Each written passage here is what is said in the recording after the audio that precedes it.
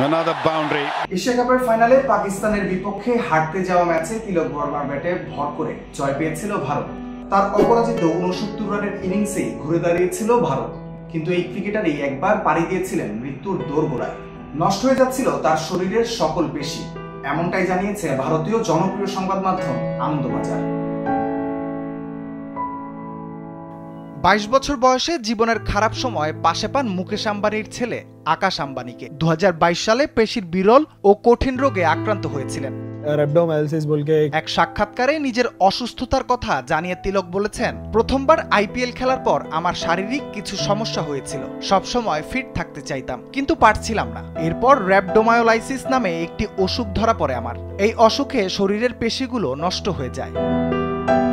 জিমে প্রচুর সময় দিয়ে নিজের সমস্যা ডেকে এনেছিলেন। তিলক আরো বলেছেন, বাংলাদেশে এ দলের হয়ে সিরিজ খেলতে গিয়ে অসুস্থ হয়ে পড়ি। একটা ম্যাচে 17 রানের কাছাকাছি পৌঁছে গিয়েছিলাম। সে সময় হঠাৎ আমার চোখ থেকে জল বেরোতে শুরু করলো। হাতের আঙুলগুলো ঠিকমতো নাড়াতে পারছিলাম না। সবকিছু খুব কঠিন লাগছিল। নড়াচড়া করতে সমস্যা হচ্ছিল, নিজেকে পাথরের মতো লাগছিল। 17 রান মাঠে ফেলে উঠে যেতে হয়েছিল। আঙুল শক্ত হয়ে যাওয়ায় গ্লাভসও খোলা যাচ্ছিল না। পরে গ্লাভস কেটে খুলতে হয়েছিল। সেই কঠিন সময়ে পাশে পেয়েছিলাম আকাশ আম্বানিকে। তো তুরন্ত মেরে কো আকাশ ভাই কা কল আয়া কি কিভাবে পাশে দাঁড়িয়েছিলেন মুম্বাই ইন্ডিয়ান্সের অন্যতম কর্ণধার। তিলক অসুস্থ হয়ে পড়ার কিছুক্ষণ পরেই আকাশের ফোন পান। আকাশের সক্রিয়তায় বিসিসিআইর কাছ থেকে উপকৃত হয়েছিলেন তিলক। জয়শাও সাহায্য করেছিলেন বলে জানান এই ব্যাটার।